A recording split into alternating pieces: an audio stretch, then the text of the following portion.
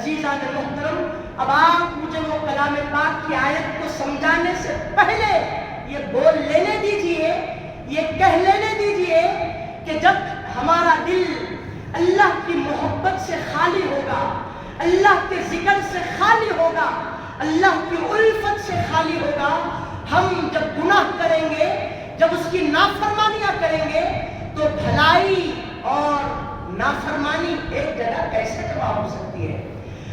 کوئی پاک انسان جس کے کپڑے اچھے ہو، وہ گندگی کو اپنے جسم پر قبول کرنا نہیں چاہتا، وہ گندگی میں بیٹھنا نہیں چاہتا، تو ایک انسان کی عادت ہے کہ وہ برائی کو پسند نہیں کرتا، زمین پر سے اٹھ کر اس کے جسم پر آنے والے چھینٹوں کو وہ برداشت نہیں کر سکتا۔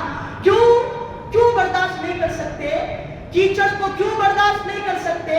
کیوں اپنے جسم پر روڈ پہ پڑا ہوا کیچڑ کو اٹھا کر اپنے جسم پر کیوں اڑیلتے نہیں ہو؟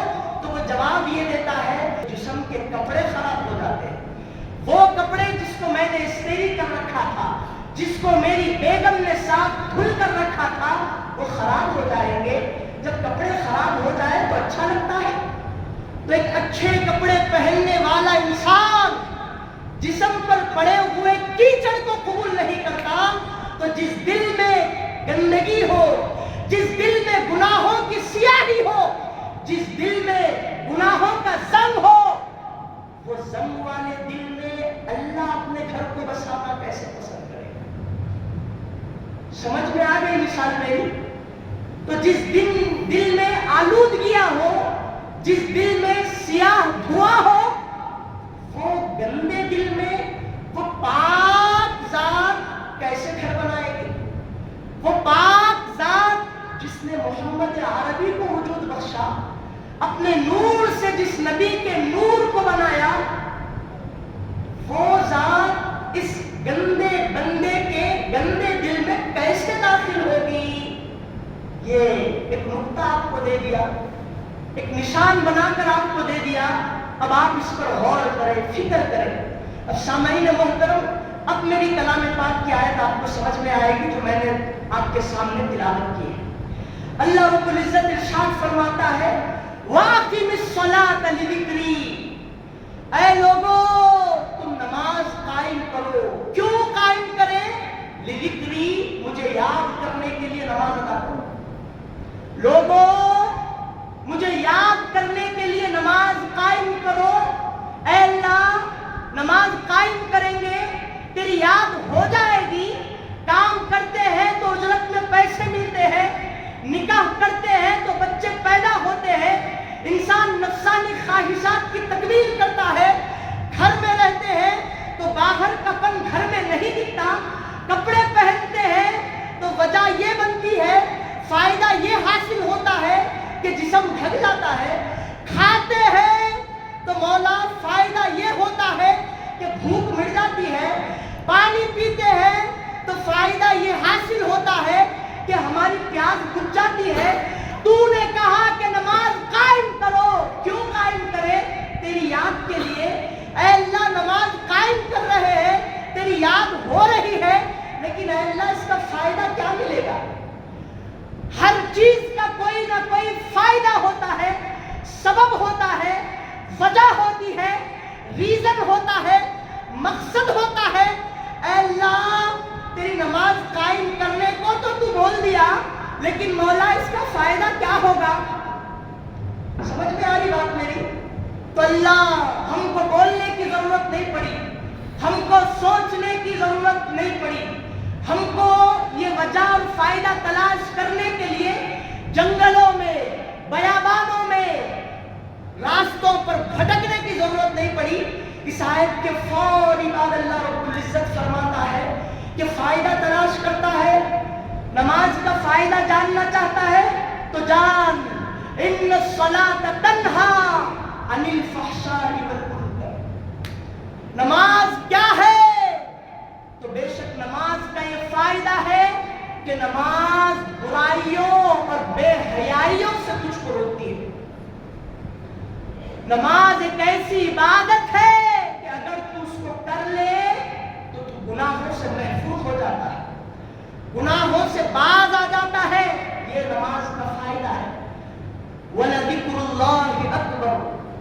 کا ذکر بہت بڑا ہے، چھوٹا نہیں ہے اللہ کا ذکر۔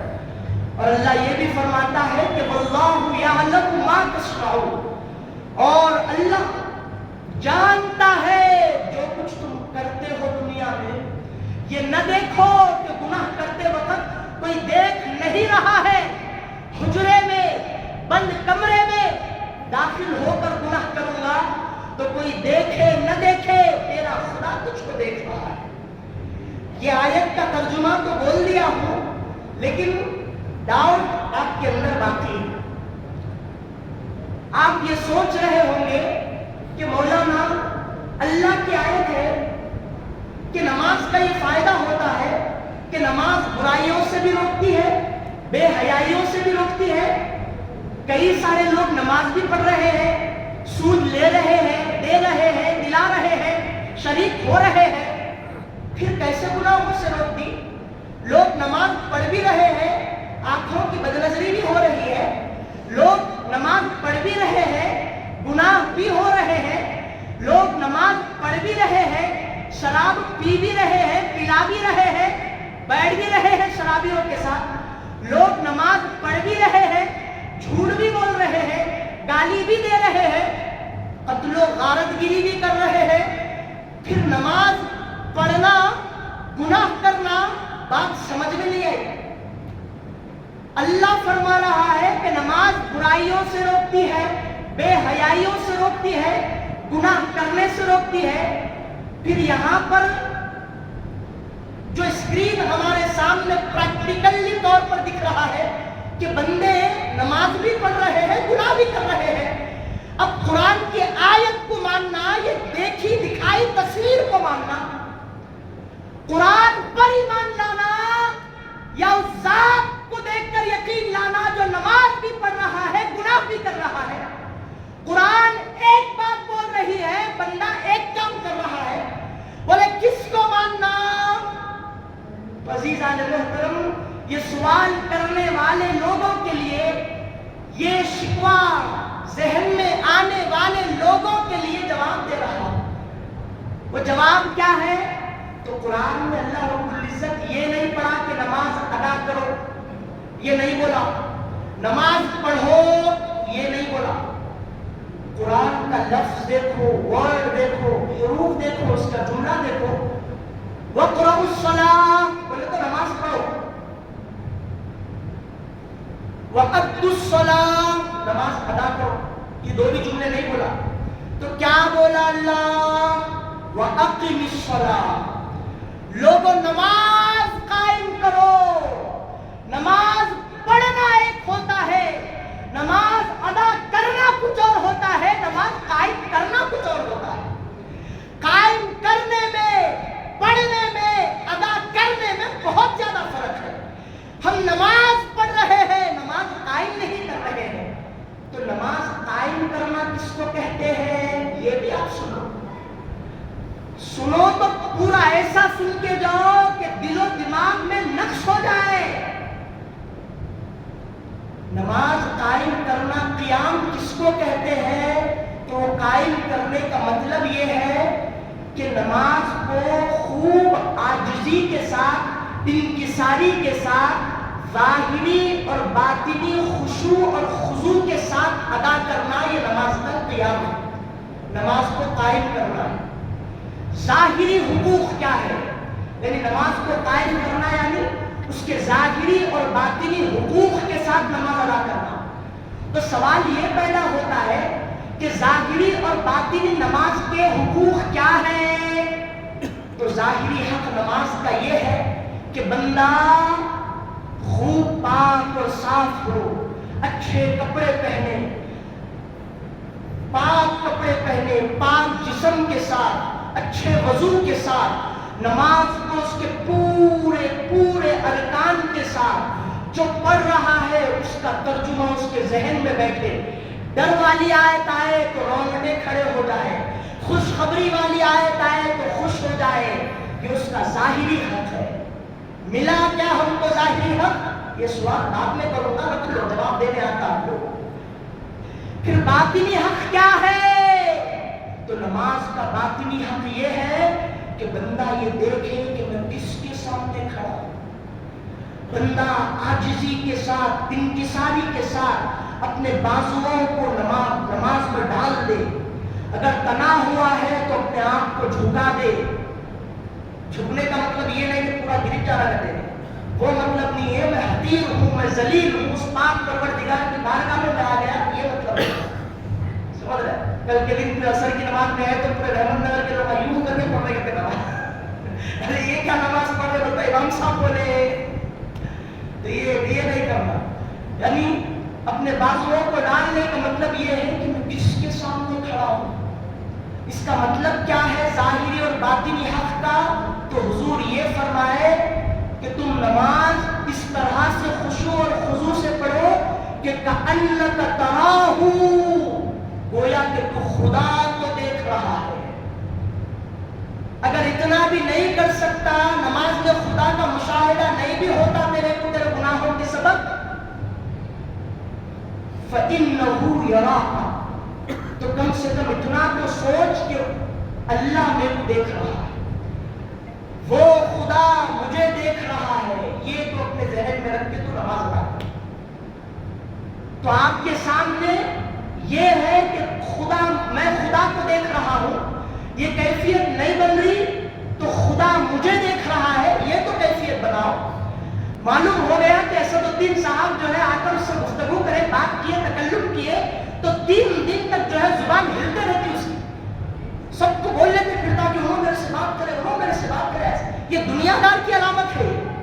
تو ایک دنیا دار شخص، کسی دنیا دار شخص جو بڑے عہدے پر فائز ہے، اس سے ملاقات کرے تو اس کی سچویشن ایسی ہو جاتی ہے، ایسا بات کرتا ہے عاجزی میں، انکساری میں کہ میں اس کے سامنے کھڑا ہوں. اگر پائجامے چڑھے ہیں تو ڈھانپ لیتا ہے، اچھے کپڑے پہن تو اس کے سامنے جاتا ہے کہ وہ مجھے دیکھ رہا ہے. میں اس کے پاس اس کی آفس میں گیا ہوں. جب دنیا دار بڑے عہدے پر فائز ہونے والے شخص کے سامنے تیرا یہ ادب ہے، تیری یہ تواضع ہے، تیری یہ انکساری ہے، تو بدبخت جب تو خدا کے سامنے کھڑا ہے، خدا تجھے دیکھ رہا ہے جبکہ تو اسے نہ دیکھے، تو کم سے کم اتنا تو ادب کر لے کہ وہ مجھے دیکھ رہا ہے اور میری کیا حالت ہے. کم سے کم یہ تو تیری کیفیت ہو جائے. تو اس کو بولتے نماز قائم کرنا. تو بندے کے اندر یہ کیفیت آ جائے تو بندہ کبیرہ گناہ کرنا تو دور کی بات، صغیرہ گناہ کرنے سے بھی ڈرنے لگتا ہے. کیا ہے راستے میں پتھر پڑا تھا، میں آگے سے نکل گیا، کیوں پتھر کو ہٹا کے بازو میں نہیں رکھا؟ اس کو بھی گناہ سمجھنے لگتا ہے. عزیزان محترم، نماز کی برکت، اس کی فضیلت ایسی ہے کہ جب بندہ اس کو قائم کرے تو یقیناً گناہوں سے محفوظ ہوتا ہے. اس کی زندہ مثال اللہ والوں کو دیکھے تو سمجھ میں آتی، اللہ والوں سے جو ہے رابطے میں رہے تو سمجھ میں آتی، ہر برائی سے بچتے ہو. 2-3 باتیں آپ کو سمجھا دیتا ہوں.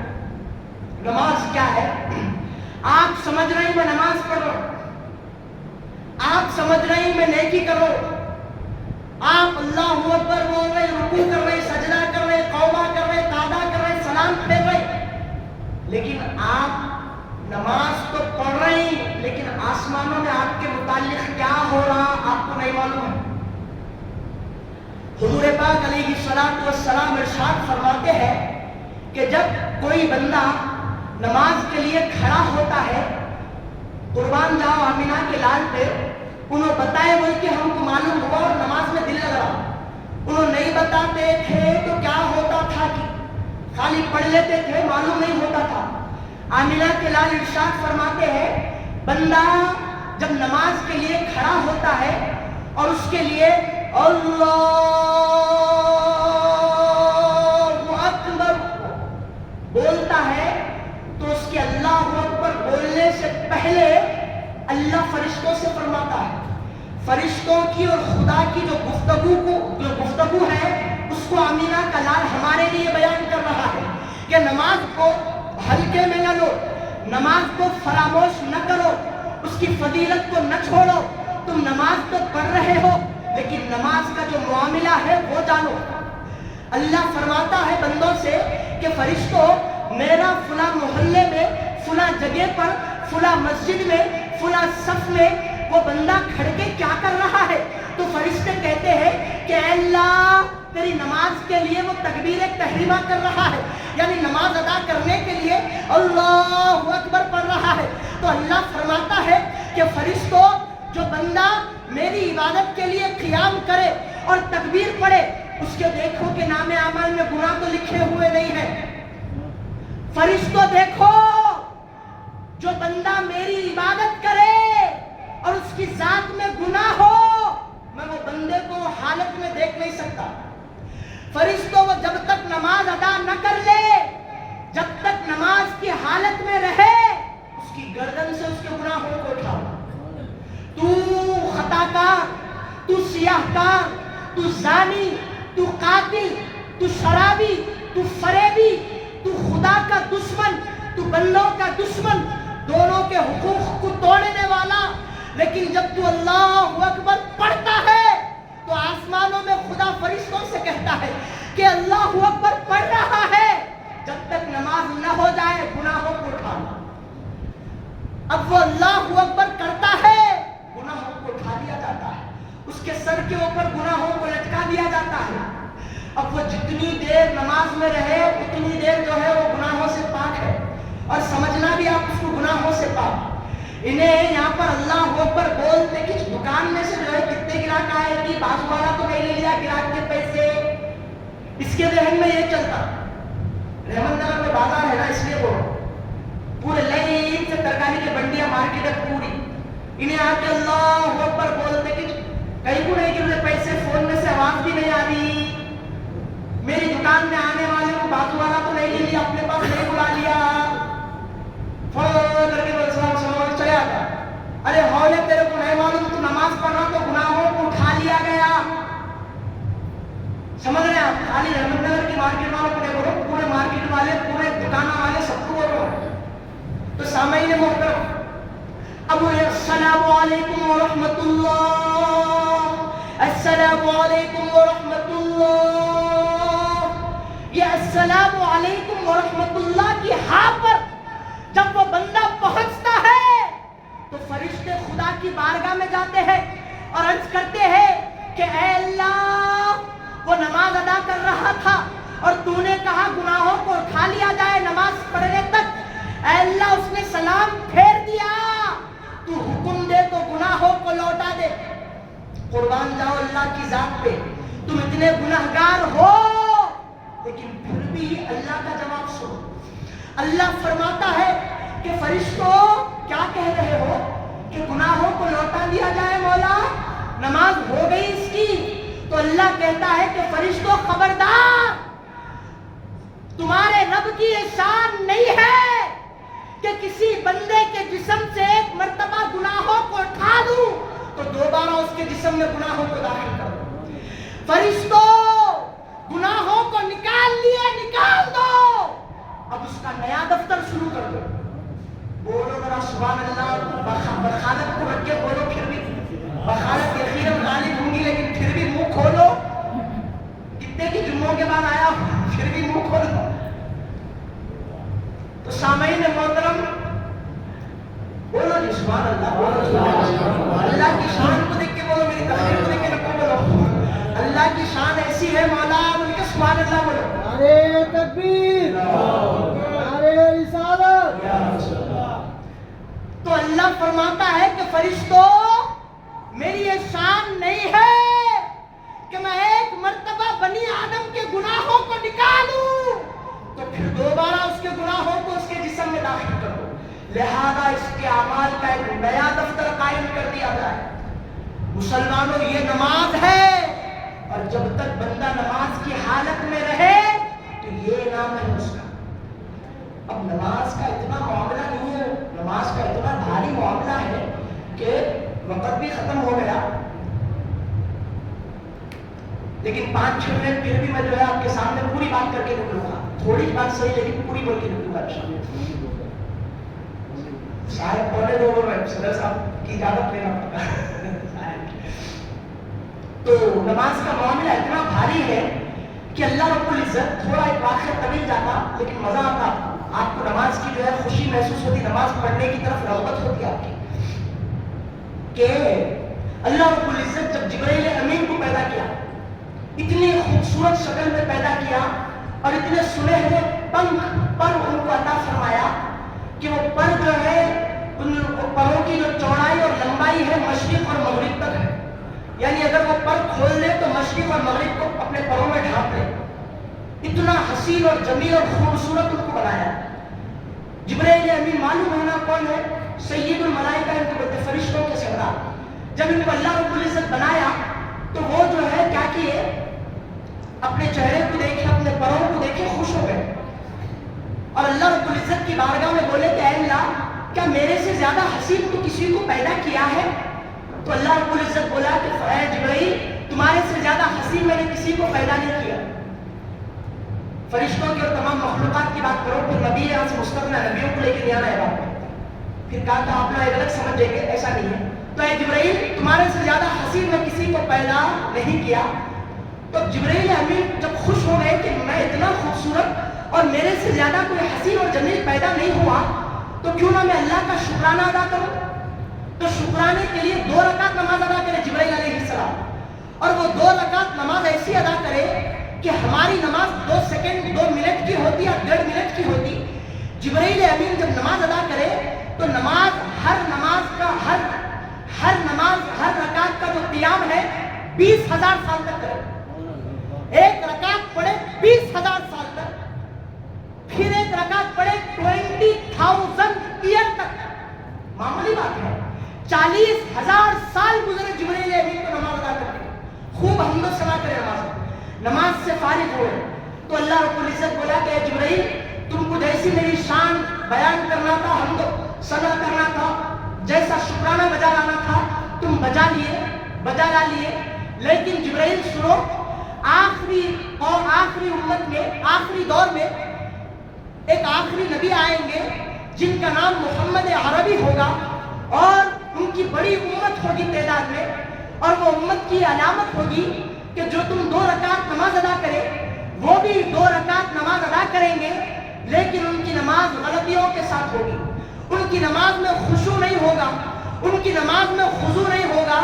وہ نماز بھی پڑھیں گے تو کاروبار کی جو ہے خیالات ذہن میں لائیں گے, دنیاوی خیالات, ان کی وہ 2 رکعت مختصر نماز میں خیالات آئیں گے, لیکن وہ نماز ہمیں بہت زیادہ پسندیدہ ہوگی. تمہاری نماز سے زیادہ پسندیدہ نبی پاک کی وہ 2 رکعت غلطیوں والی نماز ہم کو پسند ہوگی, اسی لیے کہ وہ نماز ہمارے حکم سے پڑھی جائے گی اور تم نے شکرانے میں نماز ادا کی. تو اللہ رب العزت نے جب یہ بات کہی تو جبرائیل علیہ السلام فرمانے لگے کہ اے اللہ, جب میری نماز سے زیادہ پسندیدہ ان کی نماز ہوگی تو تو ان کو کوئی اجر بھی عطا کرے گا, کوئی فضل بھی فرمائے گا ان پر, کوئی انعام بھی ان کو دے گا. اے اللہ, وہ کیا انعام ہے؟ تو اللہ رب العزت فرمایا کہ جو میرا بندہ نماز ادا کرے گا نبی کی امت میں, اس کو میں جنت المأوا عطا کروں گا, جنت المأوا عطا کروں گا. تو جبرائیل بولے کہ اے اللہ, وہ خوش قسمت اور خوش بخت امتیوں کو جو تو جنت المأوا دے گا, اے اللہ میں اس کو دیکھنا چاہتا ہوں, اس کا دیدار کرنا چاہتا ہوں, وہ جنت میں سیر کرنا چاہتا ہوں. تو اللہ رب العزت حکم دے دیا جی. تو حضرت جبرائیل علیہ السلام کی انٹری ہوئی جنت المأوا. اب جب جبرائیل علیہ السلام کی خوبصورتی اور ان کے پروں کو جب دیکھے تو اس کی شان بھی دیکھ لو, کہ ان کی شان یہ ہے کہ جب بھی کوئی پرندہ اڑان بھرتا تو پروں کو ایسا کھول کے پھر اپنے بازوں میں لیتا, خالی ایسی کر کے نہیں ہوتا, ایسا کرتا پھر سمیٹتا, پروں کو کھولتا اور سمیٹتا اڑنے کے لیے. تو جبرائیل علیہ السلام بھی تو ایسے اڑیں گے نا. تو جبرائیل علیہ السلام کے اڑان کی یہ شان تھی کہ جب وہ اپنے پروں کو اڑنے کے لیے ایسا کھولتے تو 3,000 سال تک کی مسافت طے کر لیتے. 3,000 سال تک کی مسافت, یعنی اب یہاں اڑے تو پھر 3,000 سال آگے پہنچ جاتے ہو, اتنی دور پہنچ جاتے ہو. परों को खोले तो 3000 साल आगे चले गए, परों को फिर ढांप लिए तो फिर 3000 साल आगे बढ़ गए। तो जन्नतुल मावा में हजरत जिब्राइल अलैहिस्सलाम जब दाखिल हुए तो परों को समेटे 3000 साल की मसाफत तय हो गई, परों को खोले तो 3000 साल की मसाफत तय हो गई। ऐसा कब तक उड़ेंगे? 300 साल तक मुसलसल वो जन्नत की सैर करे जिब्राइल अलैहिस्सलाम। सैर करते गए करते गए करते गए, थक गए और उस जन्नत के एक दरख्त के नीचे आके बैठ गए। बैठ के वो खूबसूरती को देखे कि 300 साल तक इतना तय करने के बाद भी मसाफत पूरी जन्नत नहीं देखा, सजदे में गिर गए। अब सजदे में जाके अल्लाह रब्बुल इज्जत से फरमाए कि ऐ अल्लाह, मेरी ये शान है कि मैं पर खोलूं तो 3000 साल की मसाफत तय कर लूं, परों को समेटूं तो 3000 साल तक की मसाफत तय कर लूं। 300 साल तक मैं मुसलसल उड़ता रहा। ऐ अल्लाह, क्या मैं आधी जन्नत देख लिया? क्या सुलुस देख लिया? क्या निस्फ देख लिया? तो अल्लाह रब्बुल इज्जत की बारगाह से आवाज आई कि जिब्राइल, अगर तुम अपनी पूरी कुव्वत के साथ, पूरी ताकत के साथ, जोर के साथ 3000 साल तक भी उड़ते रहोगे तो तुम जन्नतुल मावा के 10वें हिस्से तक भी पहुंच नहीं सकते। इतनी बड़ी जन्नत अल्लाह उन लोगों को अता करेगा जो अल्लाह के हुक्म को सुन के नमाज अदा करेंगे। कितनी बड़ी जन्नत, हमारी इतनी बड़ी शान है जी कि आप समझ रहे हैं कि 2 रकात नमाज पढ़ा, वो 2 रकात में जो तुमको मिलने वाला है, जिब्रील 300 साल तक उड़ के थक गए लेकिन पूरा देखे नहीं जन्नत, वो तुमको अता करेगा अल्लाह रब्बुल इज्जत। ये शान है मौला की। अब आओ और आगे जाओ। हजरत हुजूर पाक अलैहिस्सलातु वस्सलाम फरमाते हैं कि क़यामत के दिन जहन्नम से एक बिच्छू निकलेगा, बिच्छू, और वो बिच्छू की लंबाई जो है आसमानों और जमीन के बराबर होगी, और वो बिच्छू की जो चौड़ाई है मशरिक और मगरिब तक की होगी, और वो बिच्छू जहन्नम से निकलेगा। तो जिब्राइल अलैहिस्सलाम वो बिच्छू से फरमाएंगे कि ऐ हुरैश, उसका नाम हुरैश है, हुरैश, हुरैश, हाँ और ये शीन हुरैश, ऐ हुरैश, क्यों निकले हो, किसकी तलाश में हो? तो वो बिच्छू कहेगा कि मैं क़यामत के मैदान में जा रहा हूं। जब क़यामत कायम होगी तो ये बिच्छू निकलेगा, मैं मैदान क़यामत में जा रहा हूं और 5 किस्म के लोगों की मैं तलाश में हूं। बोले वो कौन है 5 किस्म के लोग? तो बिच्छू कहेगा, हुरैश कहेगा कि एक नमाजों को छोड़ने वाले की मैं तलाश में हूं, दूसरा वालिदैन की नाफरमानी करने वाले की मैं तलाश में हूं, तीसरा ज़कात अदा न करने वाले की तलाश में जा रहा हूं, चौथा शराब पीने वाले की मैं तलाश में जा रहा हूं, और 5वां मस्जिदों में दुनिया की बातें करने वाले लोगों की मैं तलाश कर रहा हूं। तो ये 5 चीजों में वो लोग भी आ गए जो नमाज को छोड़ते हैं, अरबी में तारिकुस सलाह कहते हैं उसको। नमाज न पढ़ोगे तो ये होगा, नमाज पढ़ोगे तो वो मिलेगी जन्नतुल मावा। और एक सुन लो, जो नमाजों को अदा करते हैं अल्लाह की मर्जी के साथ, क़यामत के दिन सारे चेहरे जब गुनाहों से काले हो जाएंगे, 2-3 मिनट में बात खत्म हो जाएगी, सबके चेहरे काले हो जाएंगे, तो चंद लोग ऐसे होंगे जिनके चेहरे सितारों की तरह चमकेंगे, सितारों के मानिंद चेहरे चमक रहे होंगे। तो फरिश्ते कहेंगे कि ऐ कौम, मैं देख रहा हूं, हम देख रहे हैं कि तुम्हारे चेहरे सितारों के मानिंद चमक रहे हैं, बात क्या है? तो वो कौम कहेगी कि ये बात ये है कि जब दुनिया में मुअज्जिन अजान देता था तो वो अजान को सुनकर हम जो है तहारत और वजू के लिए उड़ जाते थे और कोई दूसरा काम नहीं करते थे। तो यही वजह है कि हमारे चेहरे क़यामत के दिन सितारों के मानिंद चमक रहे हैं। और एक कौम ऐसी होगी جن کے چہرے ستاروں کے مانند نہیں چاند کے مانند چمکے گی. تو فرشتے پوچھیں گے کہ کیوں تمہارے چہرے چاند کی طرح چمک رہے ہیں, قمر کی طرح روشن ہے؟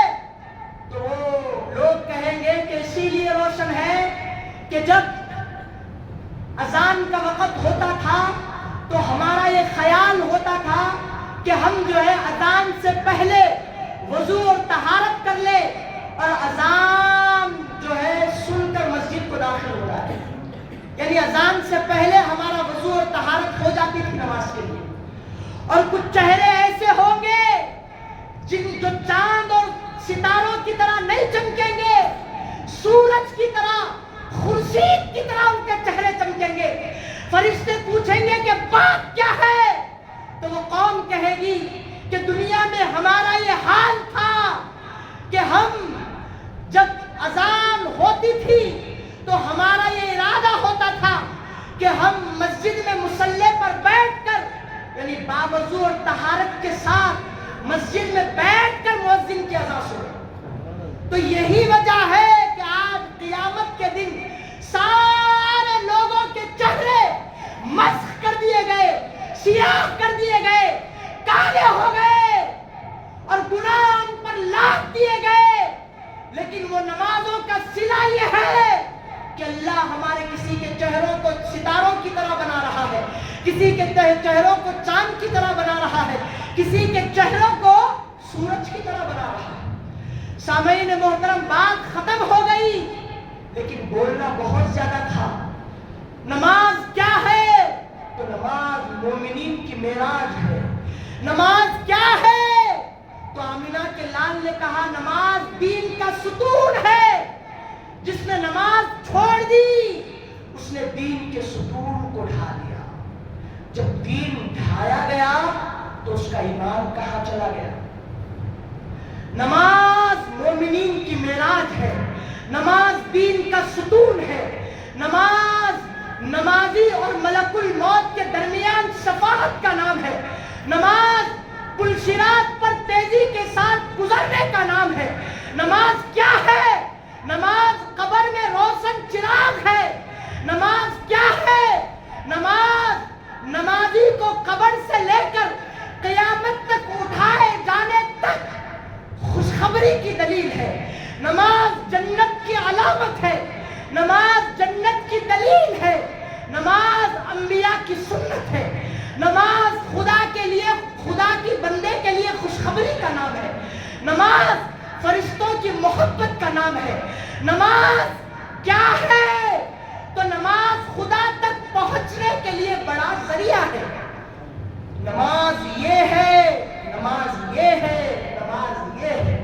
تو خدا کے واسطے لوگوں ذرا غور کرو کہ بندہ کسی بھی سلسلے میں داخل ہو جائے تو شیخ جب کسی شخص کو مرید بنائے تو ہاتھ میں ہاتھ دے کر مرید تو بناتا ہے اور وظیفہ بتانے سے پہلے یہ کہتا ہے کہ دیکھو کچھ بھی ہو جائے پنج گانا نماز با جماعت کے ساتھ سنی امام کے پیچھے ادا کرنا.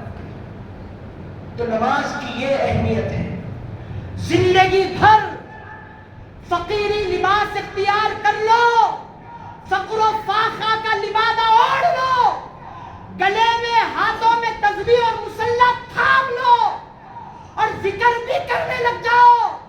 تمہارے پاس نماز نہیں ہے, خدا کو حاصل کرنا دور کی بات, نبی تک رسائی دور کی بات, اللہ کی نعمتوں کی خوشبو بھی تم کو میسر نہیں ہوگی.